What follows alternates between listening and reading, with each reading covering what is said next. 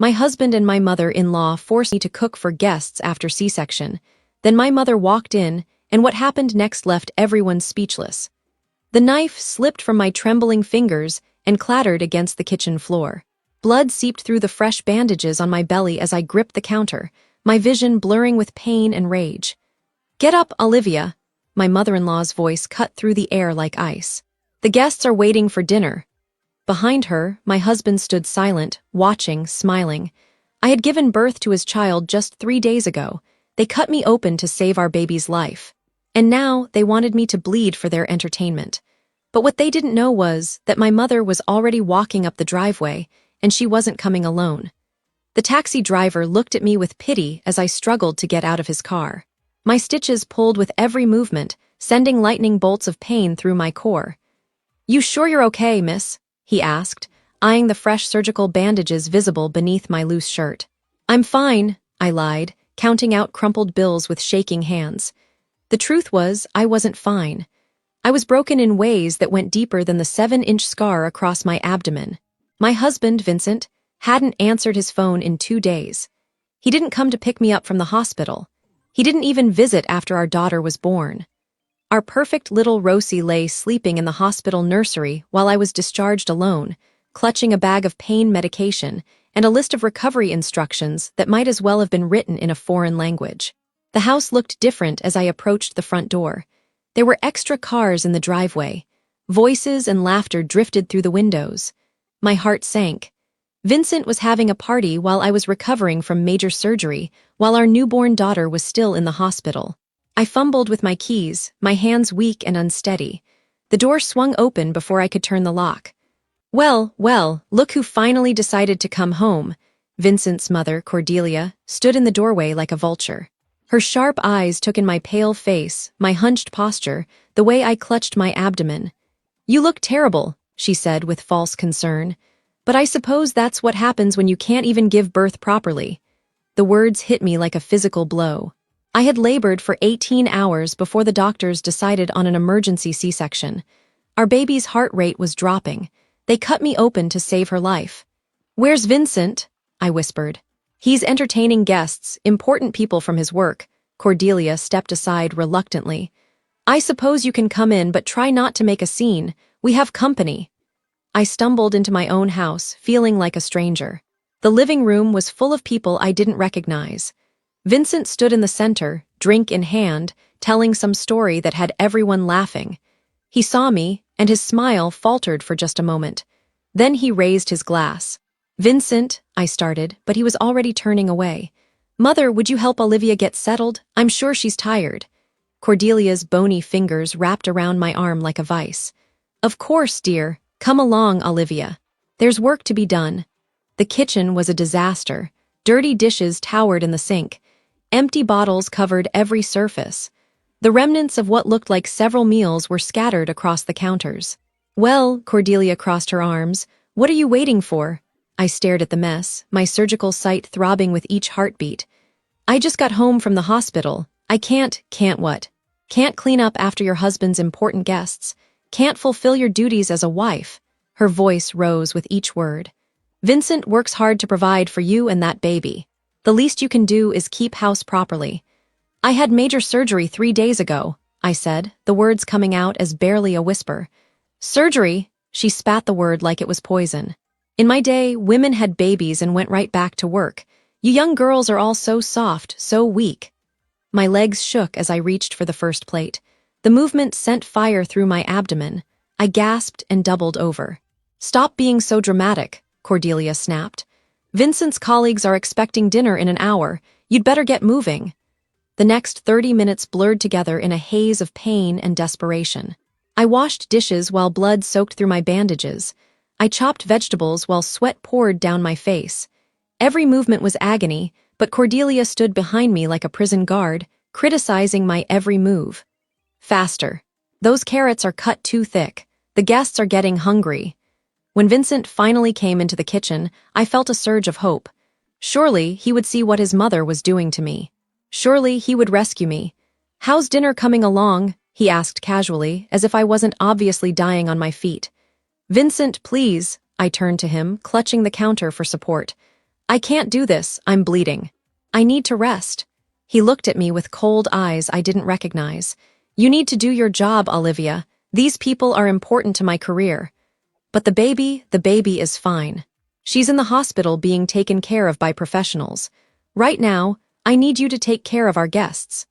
The betrayal hit me harder than any physical pain. This was the man who had promised to love and cherish me. I don't understand, I whispered. What's to understand? Cordelia chimed in. You're a wife and mother now, act like it. Vincent nodded in agreement. Mother's right. You've been lying around the hospital for days while she's been managing everything here. It's time to pull your weight. The room spun around me. My vision started to tunnel, but I kept working because what choice did I have? By the time I started cooking, my body was shutting down. Every step sent shock waves through my surgical site. My hands shook so badly, I could barely hold the knife. The guests grew louder and more demanding. Vincent kept coming into the kitchen, not to check on me, but to hurry me along. They're getting impatient, he said during his fourth visit. How much longer?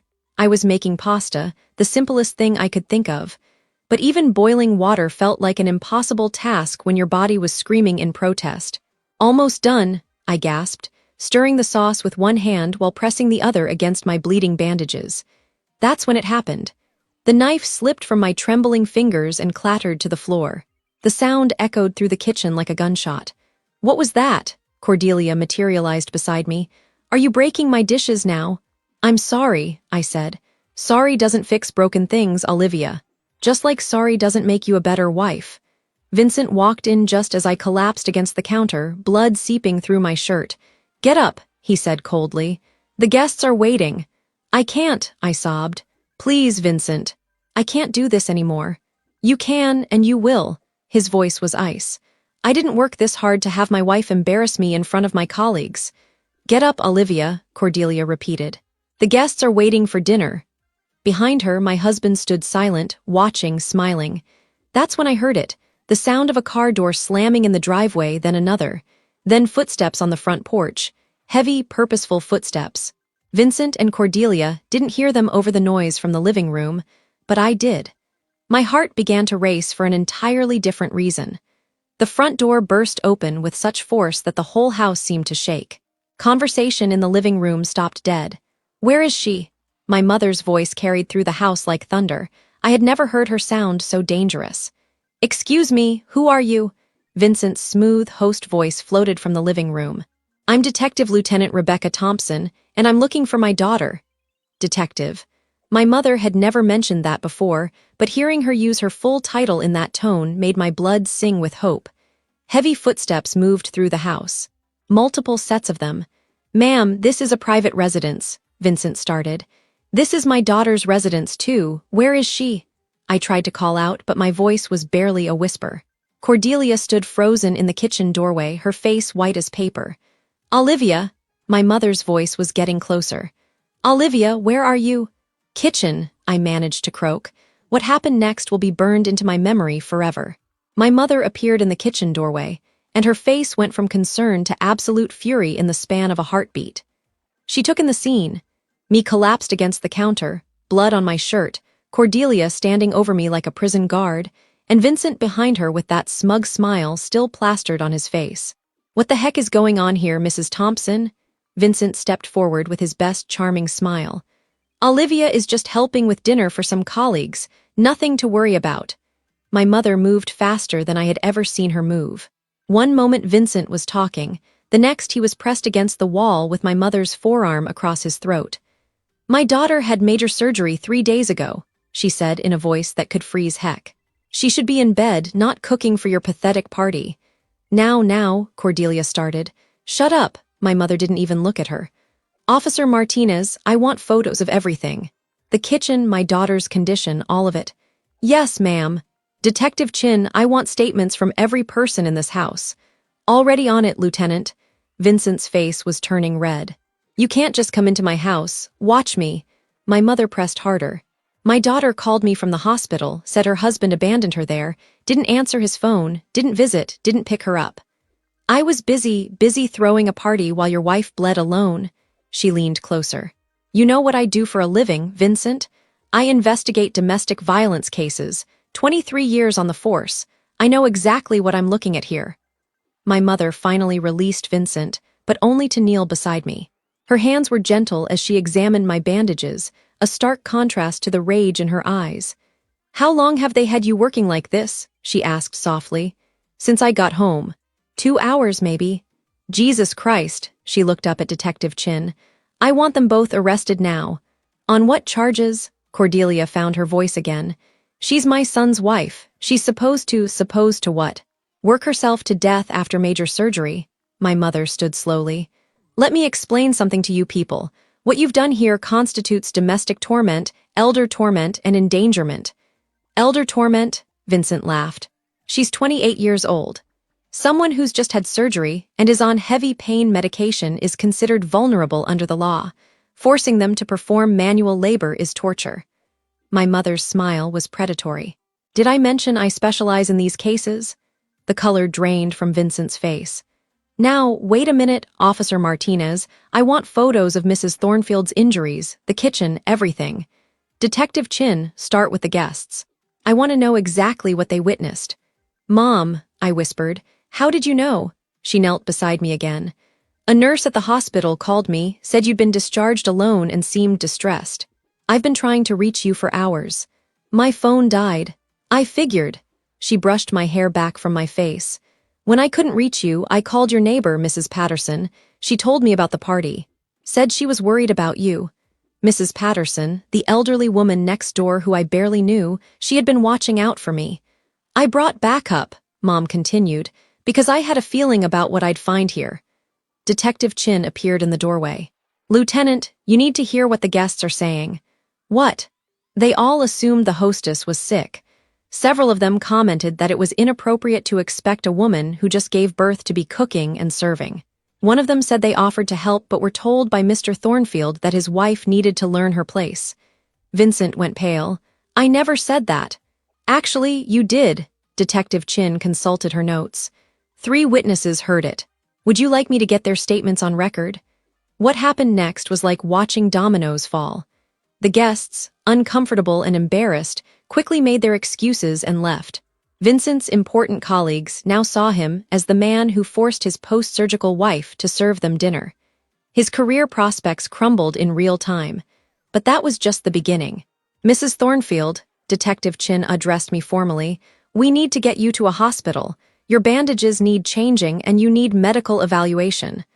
"I just want to rest," I said weakly. "You will. But first, we need to document your injuries for the case." "What case?" My mother's smile was sharp as a blade. "The domestic violence case we're building against your husband and his mother." "You can't be serious," Vincent spluttered. "She's my wife." "That doesn't give you the right to torment her," Officer Martinez said, snapping photos of the bloody kitchen. "In fact, it makes it worse." Cordelia finally spoke up. "This is ridiculous. All we did was ask her to help with dinner." "All you did," my mother repeated slowly, "was force a woman who just had major surgery to cook and clean for 2 hours while she bled through her bandages. In some states, that's a felony." "This isn't some states," Vincent said desperately. "This is our home, our marriage." "This is evidence of systematic torment," Detective Chin interrupted. "And based on what we're hearing from the witnesses, it wasn't a one-time incident." My heart stopped. "What do you mean?" "The guests heard conversations, Mrs. Thornfield, about how you never pull your weight, about how you're too soft and need to toughen up, about how your husband was finally putting his foot down." Vincent and Cordelia exchanged panicked looks. "That was just talk," Vincent said quickly. "Was it?" My mother pulled out her phone. "Because I have some interesting voicemails from my daughter over the past few months. Would you like me to play them?" I had forgotten about those late-night calls, the times I'd called Mom crying about Vincent's growing coldness, his mother's constant criticism, the way they made me feel like I was never good enough. "Mom, don't. Olivia, they need to hear this." She pressed play. My own voice filled the kitchen, tearful and broken. "Mom, I don't know what to do. Vincent says I'm lazy because I couldn't clean the whole house while working full-time. He says if I can't handle housework, how am I going to handle a baby?" Vincent's face went white. Another message. His mother keeps telling him he made a mistake marrying me. She says I'm not worthy of the family name. Sometimes I think they're right.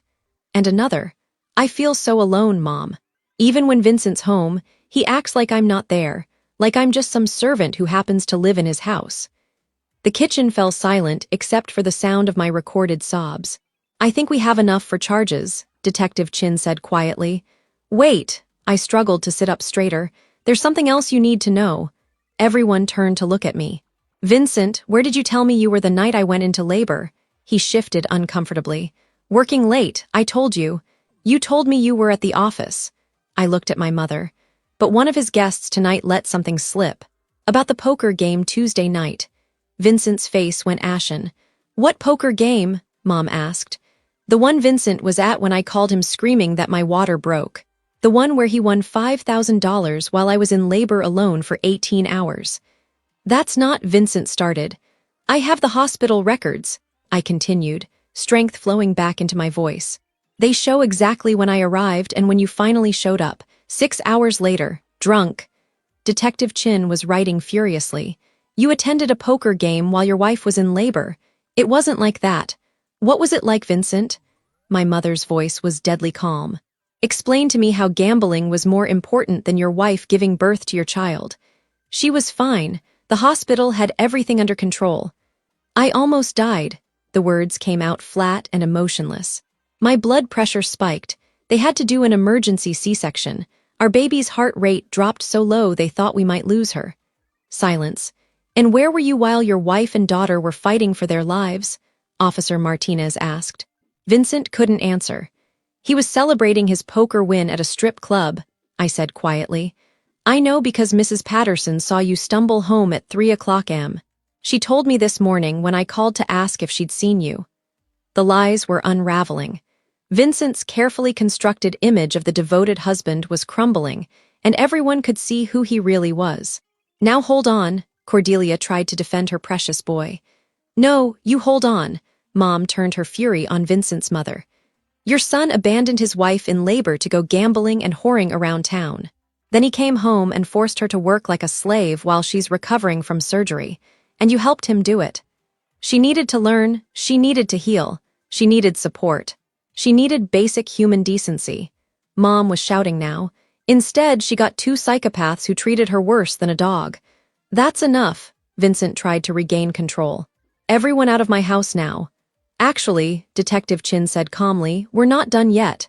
What I learned next changed everything. "Mrs. Thornfield," Detective Chin said gently, "we need to discuss your options. Based on what we've documented here, you have grounds for divorce, restraining orders, and criminal charges." "Criminal charges, domestic violence, emotional torment, and endangerment." Vincent laughed nervously. "This is insane. You can't destroy a man's life over one bad day." "One bad day?" My mother pulled out her phone again. "Olivia, tell them about the bank account." My stomach dropped. I had hoped she wouldn't find out about that. "What bank account?" Detective Chin asked. I looked at Vincent, who had gone completely pale. "He moved all our savings into an account I can't access, right after I got pregnant." "How much money?" $50,000, my inheritance from my grandmother." "Jesus Christ," Officer Martinez muttered. "He said it was to protect our future," I continued. "But I haven't been able to access any of our money for months. I've been using credit cards for groceries, doctor visits, everything." Detective Chin looked at Vincent with disgust. "Financial torment, that's another felony." "It's my money, too," Vincent protested. "Actually, no," my mother said with satisfaction. "I helped Olivia set up that account when her grandmother died. It was specifically set up as separate property, which means you stole $50,000 from your pregnant wife." The dominoes kept falling. Vincent's world was collapsing piece by piece, and for the first time in months, I felt something other than despair. I felt powerful. "I want him arrested," I said clearly, "both of them." "Olivia, please," Vincent tried one last desperate plea. "Think about our daughter, think about our family." "I am thinking about our daughter." I stood up slowly, pain shooting through my body, but determination keeping me upright. "I'm thinking about what kind of man I want her to see as her father. And it's not you." The courtroom was packed the day Vincent and Cordelia were sentenced. Vincent got 2 years for domestic violence, financial torment, and criminal neglect. Cordelia got 18 months as an accomplice. But the real justice came from what happened to Vincent's career. Word spread quickly through his professional circles about what he'd done. His law firm quietly let him go. His professional reputation was destroyed. He lost everything that mattered to him: his job, his money, his social standing, and his freedom. I, on the other hand, found strength I never knew I had. The divorce was finalized 3 months ago. I got the house, full custody of Rosie, and every penny of my stolen inheritance, plus damages. Vincent's family money, which Cordelia had always lorded over me, went to paying legal fees and restitution. My mother moved in to help with the baby while I recovered and figured out my next steps. She's teaching me self-defense and showing me that being strong doesn't mean being cruel. Rosie is thriving. She's a happy, healthy 6-month-old who will never know the toxic environment her father tried to create for us. Mrs. Patterson still waves at me from her garden every morning. She was my key witness in court, testifying about Vincent's neglect and the poker night. Sometimes the quietest people see the most. As for me, I'm healing, not just from the surgery, but from years of manipulation and torment I didn't even recognize at the time.